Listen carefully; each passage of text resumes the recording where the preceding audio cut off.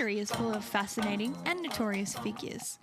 Many of the stories that we hear are of men that changed history, mainly because men have, for the most part, been the recorders of history.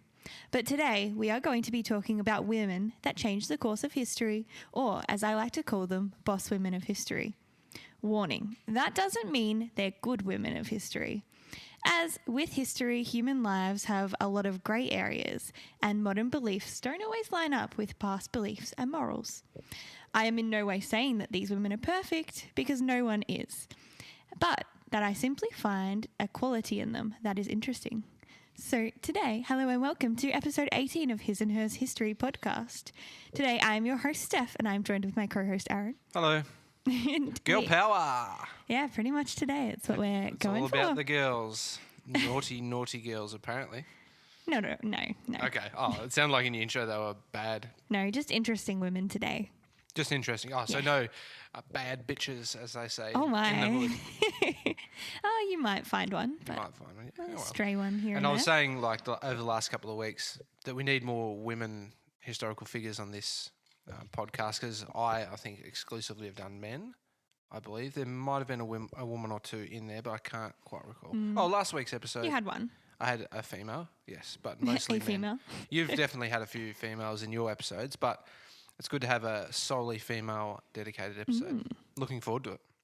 All right, so today we are going to talk about boss women that you should know. And as always, like we do on this show, we are going to potentially ruin history. Always. So we'll see how we go. That's always a part of it. So what are your thoughts on this episode, Aaron? My thoughts are girl power, man power in disguise. Oh, That was a really misogynistic joke. I obviously don't believe that. But women are equally as important to history as men. And it's like you said, most of the time history is recorded by men. So it's good to get some women perspective in there as well. It probably makes more sense. The men's history is like, look what I did, I'm awesome, whereas women probably have a more rounder view of the world. What's interesting is that most of these women's history are recorded by men. Oh. Anyway, so it is still, okay. Which is sort of interesting. It's still going to be, I guess, from the perspective of a male Of a still. male, and like depending on what time period it is and where it is, their beliefs might be skewed. Yeah. Yeah. But it's interesting to see. We'll have to wait and see what they say. All right, so we might start from my favourite, who is Hypatia. Have you heard of Hypatia before? I've heard of the name, but I'm not familiar with who she is or what she did. So she was born around 350 CE. Some historians argue, though, that she was instead born in 370 CE. Boss women do what they want. She was born whenever she feels like it. And it's quite kind of interesting. The discrepancy comes from how she looked. What? How is that relevant? Yeah, I guess you'll find out. Again, men being misogynistic and, yeah. All right, so she was born in Alexandria, Egypt, and was the daughter of a prominent mathematician and astronomer, Theon of Alexandria. Nice.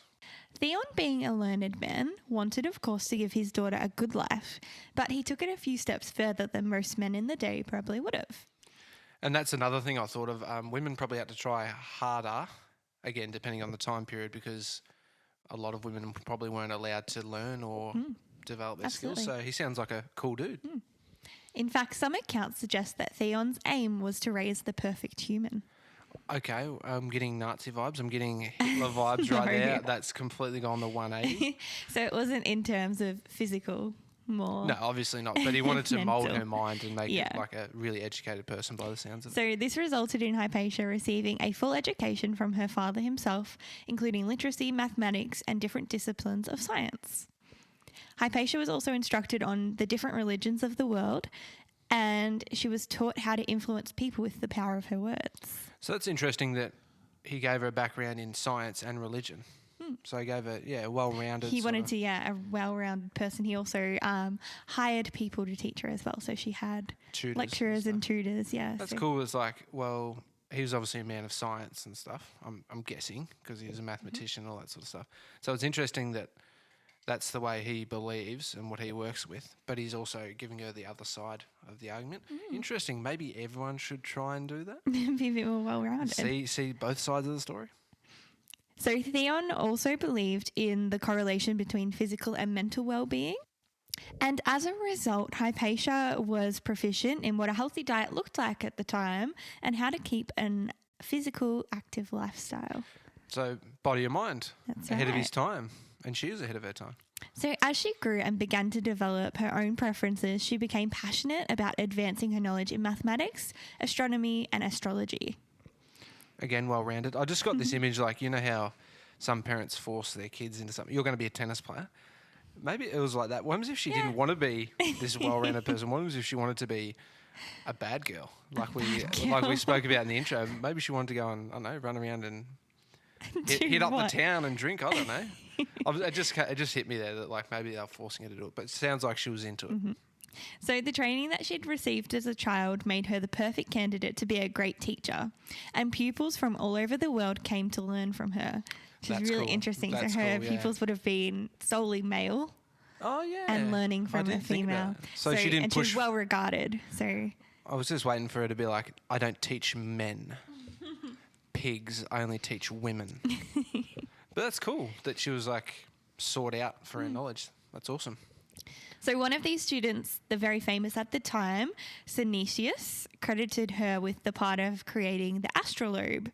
This is a device that enables astronomers to calculate the position of the sun and prominent stars. Synesius went on to become the bishop of Ptolemais, which is possibly why his accounts have survived the test of time while others haven't.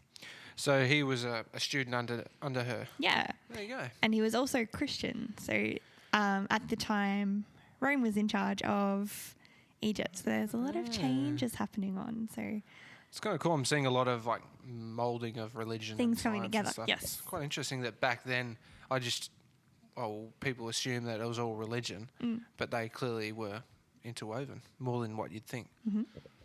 So she became a teacher and eventually the head of a Platonist school in Alexandria, known as the Museum of Alexandria in 400 CE. Cool. Headmistress. Yeah, pretty much. It is also known that Hypatia edited and had a major impact on at least 3 scientific texts in her time, which are lost to time. However, it is estimated that she had more of an impact than this. So they're just 3 that have been recorded. That they know of. Yeah. When more than likely she had a lot to do with. Although what's interesting is they don't exist anymore, just references to her editing. It wasn't the Mongolians again coming It through and wasn't the burning everything. Mongols this time. That's the 3rd episode or 2nd episode in a row where I've referenced the Mongols from your episode. Nevertheless, as the small impact that we have documented of her is an accomplishment that women of the time were simply not allowed. And regardless of gender, her teaching is well known to be one of the best, if not the best at the time. So it's interesting that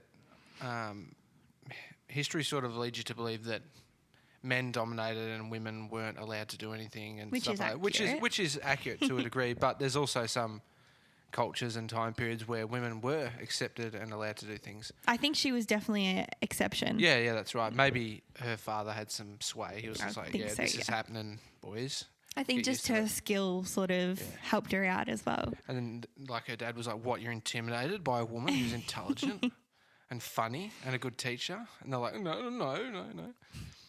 She also smashed gender stereotypes by strutting around Yes. town Yes, in a queen. tribon, which is a piece of clothing similar to a cloak, which was reserved only for philosophers, male philosophers. Yas, queen. She was also well known for giving impromptu speeches and lectures to the general public on all matter of topics. She sounds like the kind of person that would just, regardless of the circumstances, would just speak her mind. And people are like, don't do that.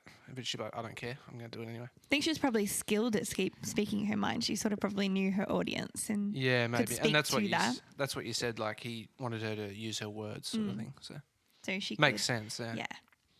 It is believed that throughout her life, Hypatia remained abstinent and did not pursue any desires for a husband or a partner. It was not for a lack of trying on her suitor's behalf. It is well documented that many men would come to her lectures with the aims of courting her. One so much that Hypatia had to go to drastic measures to turn him away. I won't tell you what it is, but it involves some bodily fluids unique to a woman. And needless to say, he was not too interested after this. So she used her And yeah, her menstruation to ward him off. pretty much. That's pretty extreme. But the whole time you were doing that, I was waving my finger like, I don't need no man. But good on her. It's obviously a choice, and maybe men back then weren't so desirable. They weren't as high class as her father, perhaps. Yeah. So maybe no, not in that way. I know what you're saying there, but like she's like, these guys maybe aren't. They're not fit for me, sort of thing. She's probably too busy. Yeah. Well, she dedicated her life to work, by the sounds of it, which is fair enough. These accounts were written by Demasius, the leader of an Athenian school of philosophy, who was actually born after Hypatia's death. So his account could be misinformed or embellished. I was going to say, is he a scorned lover? He's like, no, I'm sorry, I'm not interested. Like, oh, you. And he went and started writing all this hate stuff about her. Like, yeah, she didn't want anyone because she didn't feel like having a lover and a husband. But it happened after she died, so. Now, this is where we move into the story of the men in the city of Alexandria. In the 90s, the 390s, that is, Alexandria was 90s. making the transition from being part of the Roman Empire to the part of the Byzantine Empire, when the Roman Empire had sort of split into two. Yes. Along with this political change, religious tensions were rising. At this point in the city's life, Christianity started to dominate over other religions, and riots between the religions were frequent. A running theme with a lot of history. As always.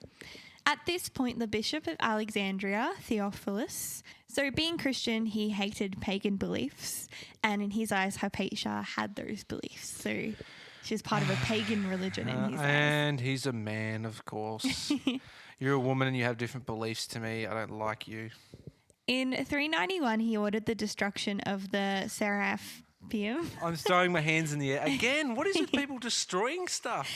This was a historical and cultural significant place for the people of Alexandria. It could be assumed that Theophilus may also despise Hypatia, but that did not seem to be the case. Another scorn lover, perhaps? No, but this is the thing, like, when I come across someone who is maybe from a different background or something like that, and I meet them, I talk to them, immediately my reaction is not, I need to destroy everything that they know and use because my way's better. It's like, oh, what can I learn from this person? What? I'm sure there were people like that back then, but it seems like there's always these leaders that are like, you know what? You have different thoughts and beliefs to me. I'm going to destroy them. History worked. And of course he's a man. You don't see women doing that. Theophilus permitted Hypatia's correspondence with important Roman officials, which in turn gave her great political power. So he sort of made an exception for her. I guess he was sort of amazed by her as well. This relationship may have also been aided by her aforementioned student, Synesius. Although tensions were growing between the religions, it seemed that Hypatia could maintain some sort of peace and balance. So her student went into bat for her, is that what you're saying? Yeah, and also the bishop sort of saw her as an ally. Yeah. Okay, I may have jumped the gun there. I tend to do that. However, in 1412, out of the blue, Theophilus died and left his, by all accounts, unqualified and domineering nephew Cyril in charge. Yeah, and that's another thing. It's like when you leave family members in charge of things. Like I think of my brother, him and I get along really well, but we're very different in the way we run our lives. So just because someone's blood relative doesn't mean they're necessarily qualified to run anything. Because his death was sudden, he hadn't trained him. announced his heir. He hadn't trained an heir. And there was also a power struggle that Cyril came out on top of.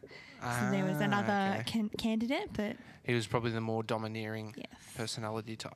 In 414, the Jewish community led a hostile massacre, and as retribution, Cyril expelled Jews from Alexandria, closed all synagogues, and confiscated all property from the Jews. Poor Jewish people. I mean, they weren't innocent. Yeah, the leaders weren't innocent in these situations, but also... the accounts are different. Some say, who are obviously Cyril sympathisers, say that he only expelled the Jews that were responsible. Okay. Others say he expelled every single Jew from Alexandria. Yeah, it's one of those ones where you're not quite sure what went down. And who to believe. The Jews weren't Cyril's only rival. Cyril attempted to discredit and shame Hypatia at all turns in her life, as her beliefs and her friendships jeopardized the position and validity of Alexandria being a Christian city. It makes me think if the bishop, obviously, if it was a woman, would it have been different? Or is it because it's a man that he did that? Or is it just, it's a bad person? I don't know. So this belief is highlighted through the next quote from the 7th century Egyptian Coptic bishop John of Nikiu. And in those days there appeared in Alexandria a female philosopher, a pagan named Hypatia, and she was devoted at all times to magic, astrolabes, and instruments of music, and she beguiled many people through her satanic wiles. It reminds me of those videos, if anyone's seen them, where it's like a man, he's like, I invented this, and everyone's like, bravo. And then the woman's like, I invented this, and they go, what did you say, Mary? Witchcraft, magic. Like anything that a woman did made them a witch. Or something Yes, like that. and that's pretty They're much very what's funny happening those. here. Yeah, they're like, oh, she was into magic. No, that's not what happened at all. He then continues, and the governor of the city, so that would have been the last bishop that liked her, Yeah. honoured her exceedingly, for she had beguiled him through her magic. Is that like implying that there was some kind of sexual relationship I think it's there? literally just she's using witchcraft on him. Yeah. Oh, she's using her mind. It's magic. And then he goes on to say, and he ceased attending church as he had been custom. And he not only did this, but he drew many believers to her, and he himself received the unbelievers at his house. Wow. So he mingled with people that weren't Christians. Oh my goodness. Oh How my could you goodness. possibly, Which, have relationships with people who have different views and things from you? Crazy. so in the year 415, Hypatia was travelling through the city in her carriage when she was moved on by a group of men. Now, these men were called Parabolani, whose mission was basically monks for all intents and purposes, and their mission was to aid the dead and dying on the street. However, their mission on this day was a bit different, as they were also considered the conscripted lackeys of the archbishop, which is Cyril. They were given a job, but they Didn't really do their job. Yeah, they were taking basically their powers. Yeah. they were basically just like soldiers of Cyril. Yeah. So this group of monks pulled Hypatia from her carriage, stripped her naked, and then they Whoa. lashed her body with what accounts either translate to be oyster shells or roof tiles. Weird. Both very strange. Yeah. But so, like, she's doing nothing wrong. She's just riding through the city, and they're like, "Oh my god!" And they just pulled her out and started. On what grounds? Like, Cyril hated her. I suppose, yeah, people can. If you're in a position of power, you could do that. But imagine how harrowing that would have been. It's like, oh my god, it's Hypatia. Look. There's like some woman with her child. Look, you could be like that one day, and she just gets ripped out of her carriage by these dudes. And for some reason, they got oyster shells, and they're like, "Hiya!" And they start hitting her with them. Oh, but it gets worse. According to Damasius, they tore her body to pieces, What? carried her remains to the outside of the city, and cremated her remains. This was a treatment that was reserved only for the city's vilest criminals. Whoa, that's so drastic. Like, I just assumed that he might get her into his palace or whatever, wherever he's living, and then like talk down to her and go, "You're exiled" or something like that. But that is so extreme. He's like, yeah, you know what? she was murdered. You know what? And she did nothing to him, basically. He's like, you know what? Yeah, you're a woman. He was threatened by her relationships Yeah, with I people know, in but, Rome, like, and But like, there's no excuse. again, maybe talk to her, or just exile her. Maybe you could use some of her knowledge, but no, instantly destroy. That's that took a drastic turn. I did not expect that, and I did not expect the oyster shells and roof tiles as a form of torture or punishment. It's sort of more offensive, isn't it? They didn't even bother to We're not use going to whip blades you on her. or Yeah. cut you. We're going to use oyster shells. I suppose that was close handy, maybe.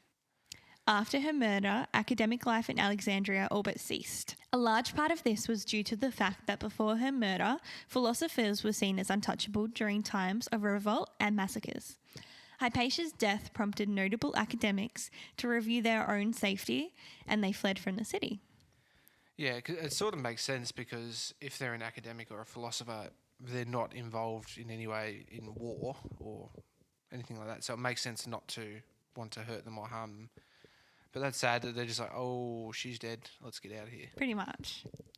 All of Hypatia's writing and research were lost after the church's edict to repress heretical knowledge. Over the centuries, with the Church's guidance, 1% of Latin writing and 10% of Greek writing vanished through either intentional destruction or neglect. So that's actually a lot of knowledge Yeah. that is completely gone. That's quite a bit, yeah.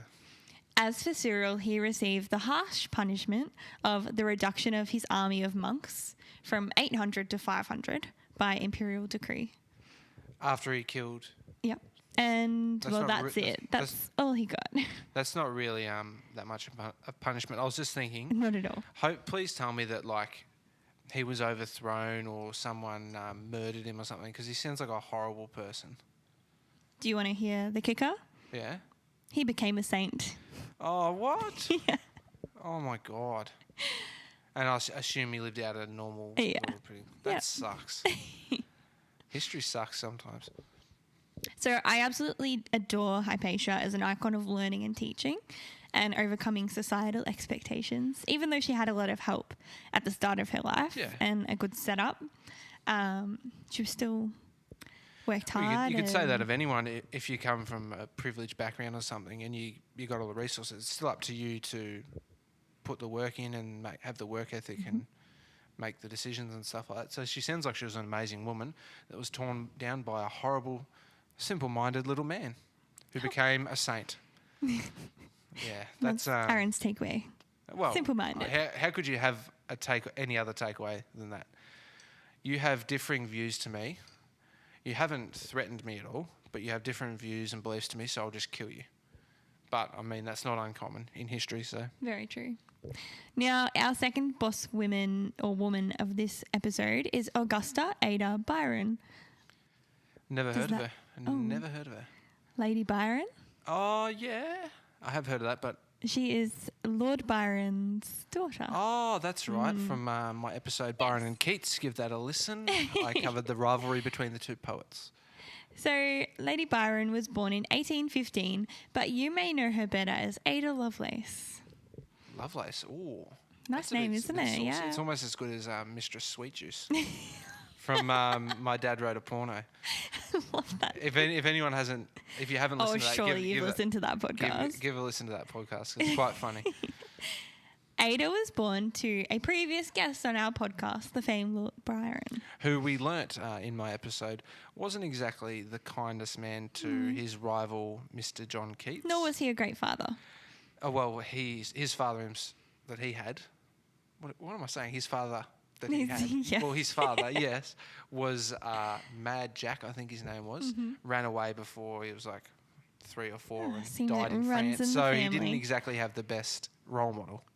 So she was the sole child of the union between Byron and his wife, Annabel Milbank. The two split legally only 2 months after the birth of their child, at which point Byron promptly up and left his ex-wife and new daughter. Following in his father's footsteps. Pretty much.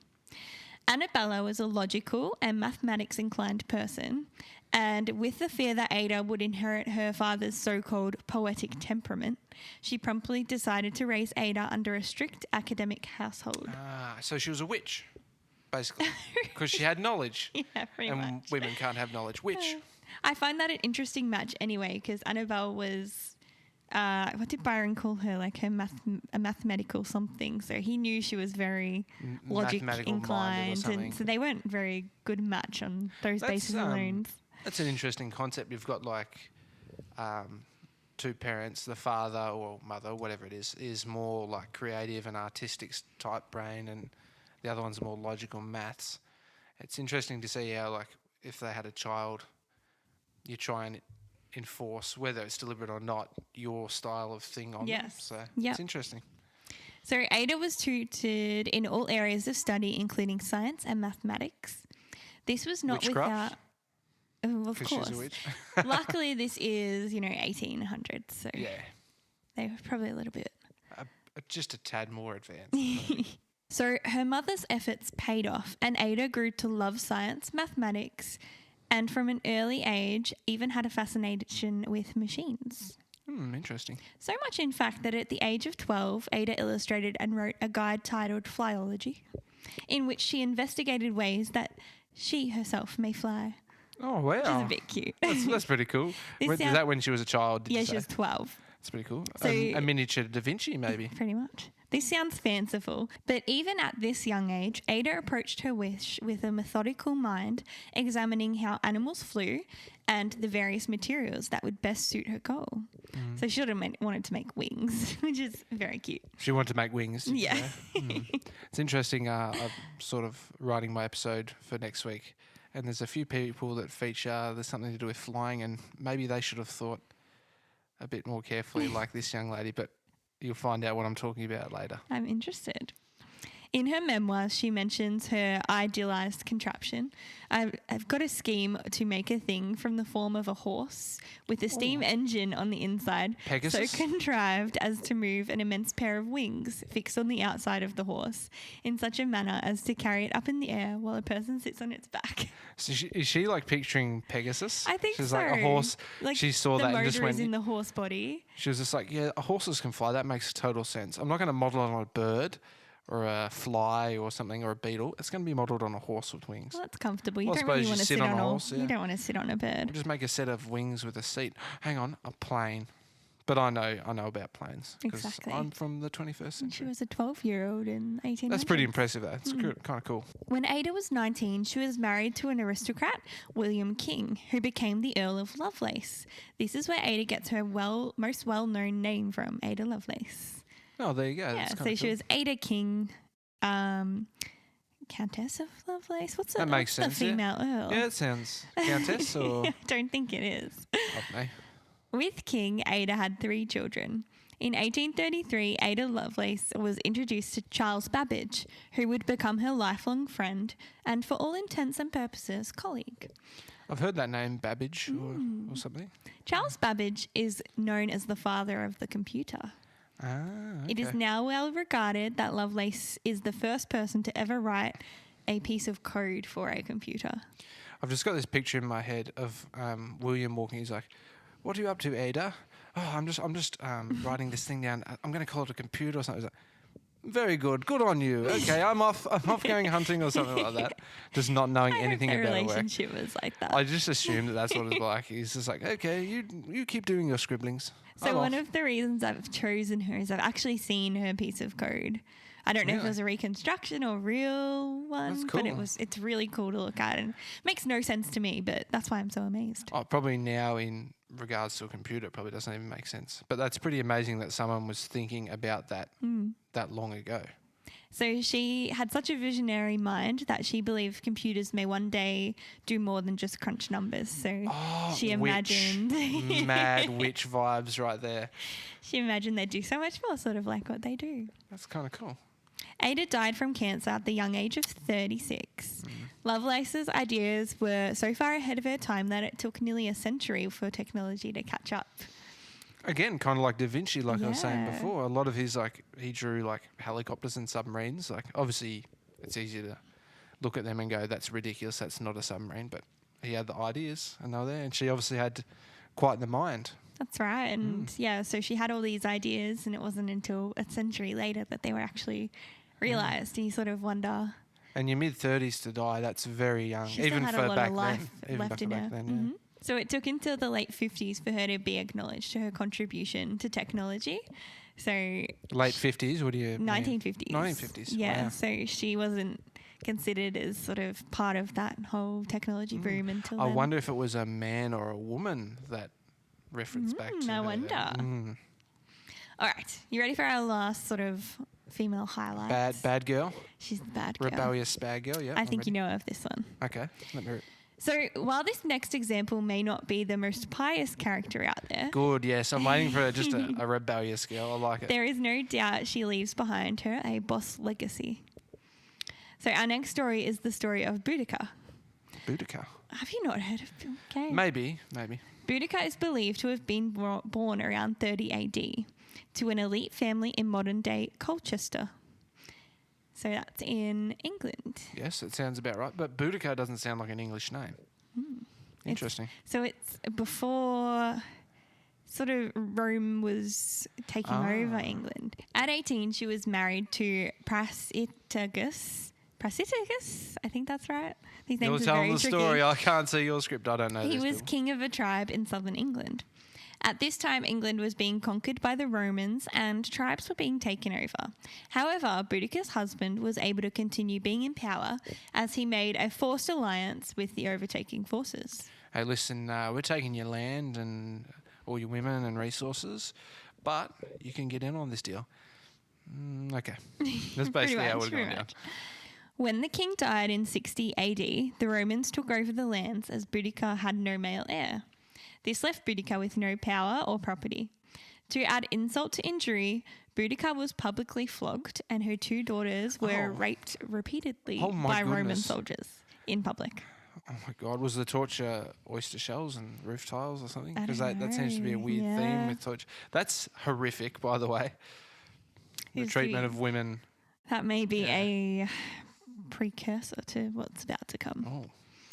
A Roman senator and historian by the name of Publius Cornelius Tacitus, What a sick name. who wrote about the events only a few decades after they had taken place, wrote on account of Boudicca's life and recorded this as Boudicca's declaration of revenge. Are you ready for it? Oh, I'm ready, yeah.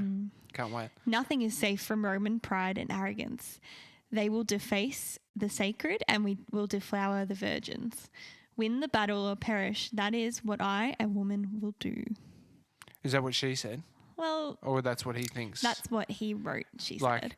Okay, his mantra or what he thinks she would have... Yeah. As I was reading, I was like, that sort of sounds like a soliloquy of like the end of Act 1 in like a 1940s movie. Yeah, it does, doesn't it? Like, it's very dark like too. Gone with the Wind, how at the end she's sort of like using her fist and saying to the camera like... Yeah, it definitely sounds like it's very dark sounding. Yeah. So it is interesting to note that Tacitus, the Roman senator, was in fact a sympathiser to Boudicca's case, as he was a critic of the Roman Empire. So many of his accounts are biased, and some historians believe that more of the brutal aspects of Boudicca's revenge arc were likely omitted from his account. But it's good to see like a recount on her life from someone who actually sympathised with her rather than someone who like didn't like her or whatever. So it's good to see a different side. Even if it is the facts are skewed and stuff, it's good to see it from the other side. After the takeover of her home and land, Boudicca started to build up a rebellion. As with many of the Celts, women of the time, Boudicca was a proficient fighter and handler of weapons. That's right. In their culture, they trained women and stuff as well, which is badass. I mean, why not use the resources you have? Absolutely. I mean, like you're laying in bed in the middle of the night and someone comes and attacks and like your wife's just laying there like, oh my God, or she can pick up a sword and whoop that dude's ass. Yep. Yeah, I think I know what I'd take. Yep. She led a revolt that was comprised of women and men from her tribe as well as neighbouring tribes. Which probably would have been, I assume, hard back then because the tribes like in England and Scotland and that tended to fight one another a lot, it would seem. So that's quite that's impressive leadership skills. The enemy of my enemy is my friend. Yeah, they'll probably just like, hey, listen, these guys are, we'll fight each other. We'll get back to, don't worry, we'll get back to fighting one another, but let's go deal with these guys first. I like it. She started with a Roman settlement in modern-day Colchester. This attack and the few that followed were anything but peaceful, and all but a few soldiers were killed. So It's like peaceful protests. They just went and sat at the gates. Open up, open up. Is that what you're saying? No, all but a few. Oh, I've misheard you. So it wasn't like, it was like, open up, and they just like sliced their throats. Pretty much. Oh my God. So the soldiers that did manage to survive were a handful of cavalrymen and, of course, the governor of the the settlement. Were they left alive deliberately, or no, they just got away? They fled. They fled. Cowards. So they left the people of the settlement in the hands of Boudicca. So they just left. Yeah. The people that were left behind were civilians, mostly of Roman descent. And what happens next depends on which historian you're willing to trust. Yeah, I see. So according to our friend Tacitus, Boudicca caused the deaths of the population by way of giblet, fire and cross, which does not seem like a great way to die. So she was a woman scorned. She was just like, oh yeah, you're tied to them. But that's pretty much the only detail he goes into. It's like, oh yeah, was these ways. This is how she decided to kill them. But there is a more detailed account by a historian called Dion, who he quotes, "Those who were taken captive by the Britons were subjected to every known form of outrage. The worst and most bestial atrocity committed by their captors was the following. They hung up naked bodies of the noblest and most distinguished women and then cut off their breasts and sewed them onto their mouths in order to make the victims appear to be eating them." Ed Gein, eat your heart out. That's the guy from Texas that used to make lampshades out of people's bodies. That's she was definitely trying to make a point.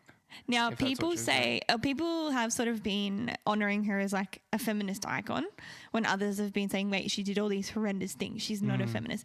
But, I mean, she killed both men and women equally. Yeah, I guess. So it's kind of like when we were talking about Ned Kelly.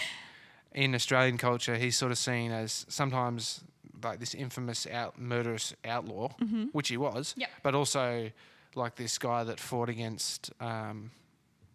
tyranny and stuff like that, and was actually a good guy. But it's sort of somewhere in the middle. I mean, it's a bit of both. I don't think he's a good guy at all. No, but like he fought for like underprivileged. But he fought for like underprivileged Irish people and stuff like that. Like he was rising up. So the truth is somewhere in the middle is what I'm trying to get at. No, that's a good point. Yeah. Thank you. Dion continues. Afterwards, they impaled the women on sharp skewers run lengthwise through the entire body. All this they did to the accompaniment of sacrifices, banquets, and wanton behaviour, not only in all of their other sacred places, but particularly in the grove of Andante. This was their name for victory, and they regarded her with most exceptional reverence. So she was an exceptional leader at that point. And killed lots of people. Yeah, and killed lots of people, it sounds like, in brutal ways. But I think she's trying to make a point. And point well and truly made, if that's the case, yeah. Whichever account you choose to believe, the death count is totaled to be around 70 to 80,000 people. Now, although Boudica was not, in my eyes, the good guy in history, you have to admit that her ability to take control in a male-dominated world and fight against her oppressors is pretty boss. And the fact that she was treated the way she was, it doesn't make it right, but it's like you can see why she was driven maybe to do the things she did. Pretty much. Now, if you know anything about Roman takeover of England, you'll know that her plight was not successful. So when they got word, they being Boudica and her daughters, got word that the Romans were coming after them with a bigger army, they poisoned themselves to avoid being captured. So, wow. And that's the end of Boudica's story. I would have thought maybe she would have been keen to take them on. Or maybe it was just too big of a task. I think they probably would have tortured her. It's probably... Yeah, maybe. I don't know. It's tough. I mean, she was game to begin with, but then she just went, you know what? No, I'm not going to give them the satisfaction. She's cut her losses. Yeah. Seems like the only reasonable thing to do in that situation when the odds are against you. The odds were very much against her at that absolutely. point. So there are so many women that are boss women that we always can't mention them all. So I've just got it two more that I'll quickly mention. Ones that you would have covered had we had the time, yeah. There's so many, not even this list is. There would be heaps. So one of them is actually Australian. Her name is Lieutenant Colonel Vivian Bullwinkle, which is a cool name. Boss name. So hello, Miss Bullwinkle. Vivian Bullwinkle is a World War II Australian nurse and sole survivor of the 1942 Banker Island massacre. So this was a massacre where her ship had been bombed and the survivors went onto an island and the Japanese I was going to say, it sounds like it's in the Pacific or something. Killed all the men, which is awful, and then asked all the nurses to go into the water and shot them down. Oh, so Vivian survived by pretending to be dead in the water. Clever. And then you wouldn't have had any other option. No, I wouldn't imagine. Got to the shore. Another soldier was also one of the survivors. A man? Yep. And then they ended up getting captured by the Japanese again and actually surrendered this time. So they were put into a Japanese prisoner of war camp where the soldier died and she survived.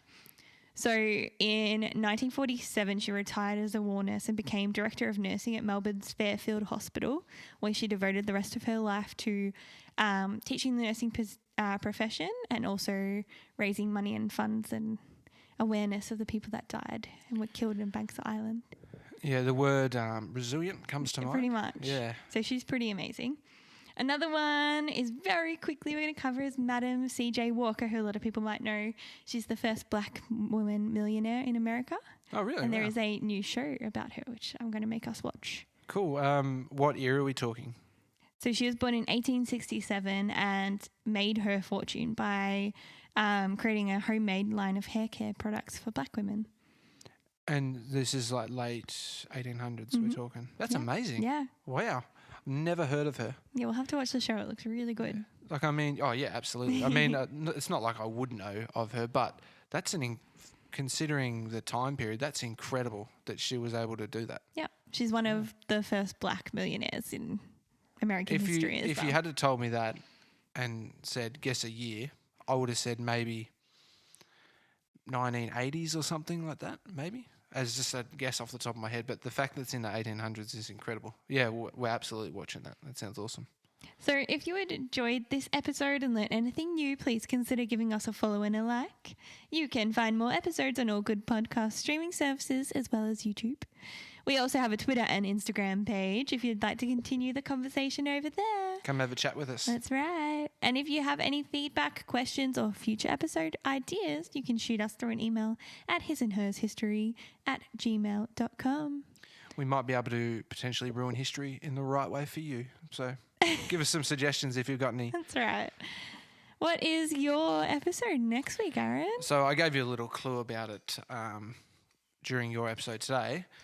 I couldn't really decide which to go with, so I'm going to cover famous failed inventors and failed inventions. Ooh, So I like that. inventors that failed in probably the worst way possible, which you can imagine. Yeah, I can think of one. Death.